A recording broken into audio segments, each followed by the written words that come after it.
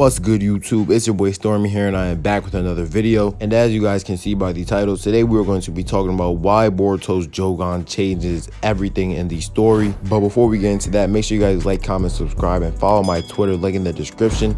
Now let's move on with the video.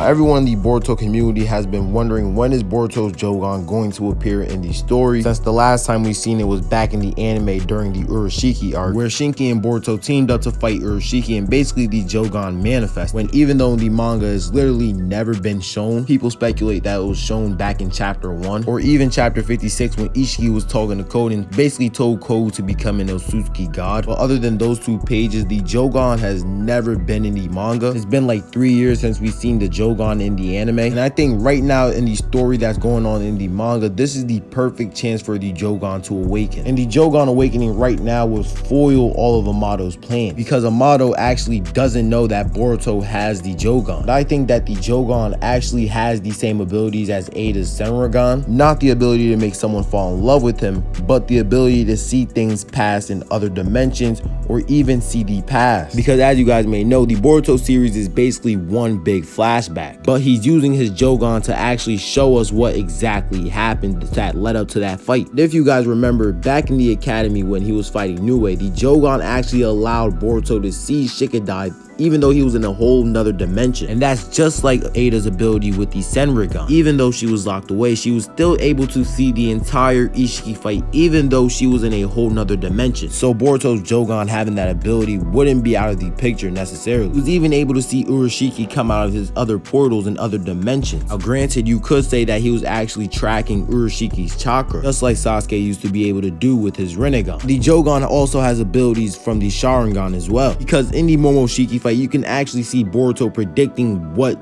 next move Momoshiki is going to do and is actually reacting to it. Keep in mind, Boruto is 12 years old in this fight. There's no way he should be able to react to Momoshiki without the Jougan actually having that ability to predict movements. If you guys remember in the academy arc, Boruto is actually able to sense negative emotions with the Jougan. So let's say with the Jougan, he's able to figure out Amado's true intention. That would break all of Amado's plans right then and there. But let's move on to the mythology part of the Jougan. Now in Hindu mythology, there's something called the Nazar amulet. Now the Nazars have a look of blue-eye shaped amulets. Now in Hindu mythology, their purpose was to protect people from being cursed by negative energy or random people who bring misfortune. Now this sounds awfully familiar with what happened in the anime. And if you guessed what I'm about to say next, then you guessed right. Now if you guys remember in the academy, Sumire was going around cursing people or basically possessing them with Nue, causing people to do crazy things like Denki, where he basically ran the train into the Hokage monument. She was even able to get Metal Lee. Now Boruto's presence is similar to the Nazar amulets, because every time he's around, he protects people from misfortune.